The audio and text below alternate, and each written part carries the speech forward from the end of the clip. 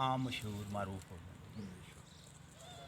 ਹੀਰ ਦੀ ਵਾਲਦਾ ਨੂੰ, ਦੀ ਮਾਂ ਨੂੰ, ਮਲਕੀ ਨੂੰ ਜਦੋਂ ਗੱਲ ਦਾ ਪਤਾ ਚੱਲਦਾ ਹੈ ਤੇ ਉਹ ਉਹਨੂੰ ਦੱਸਦੀ ਹੈ, ਉਹਨੂੰ ਕਹਿੰਦੀ ਹੈ ਕਿ ਅਗਰ ਤੇਰੇ ਭਰਾ ਨੂੰ ਪਤਾ ਚੱਲ ਗਿਆ ਨਾ ਤੇ ਬਹੁਤ ਬੁਰਾ ਹੋਏਗਾ, ਅੱਛਾ ਨਹੀਂ ਹੋਏਗਾ।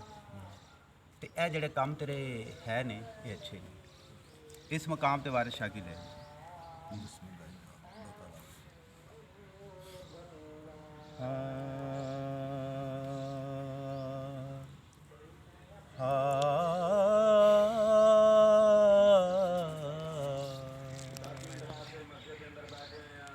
ਤੇਰੇ ਵੀਰ ਸੁਲਤਾਨ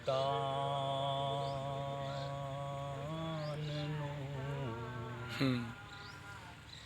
ਖਬਰ ਹੋਵੇ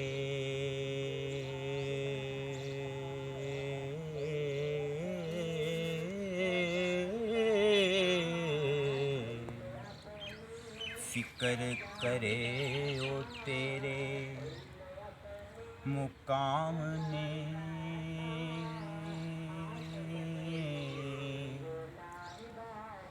ਦਾ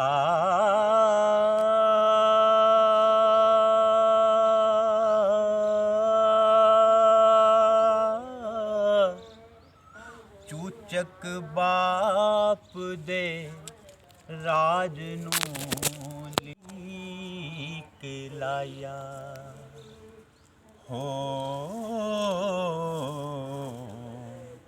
ਕਿਆ ਫਾਇਦਾ ਮਾਪਿਆਂ ਤਾਮਨੇ ਦਾ ਨੱਕ ਵੱਢ ਕੇ ਕੋੜ ਮਾਂ ਗਾਲੇ ਓਏ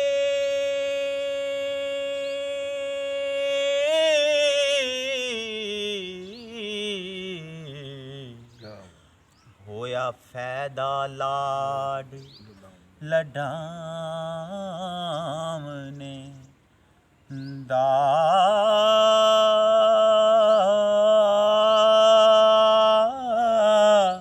ਰਾਤੀ ਚਾਕ ਨੂੰ ਚਾ ਜਵਾਬ ਦੇ ਸਾਂ ਹੋ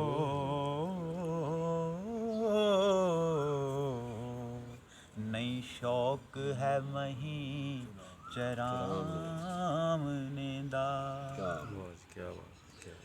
तेरा ख्याल को पतिए नित ए हो माँ बाप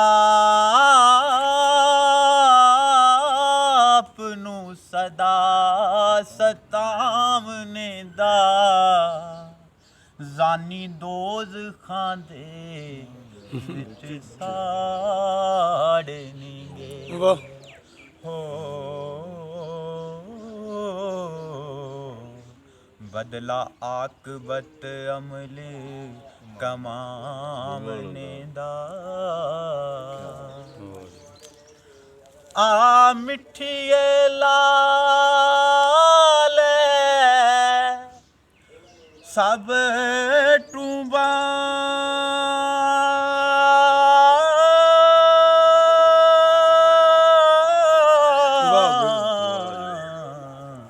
ते क्या फायदा गहनिया पावने दा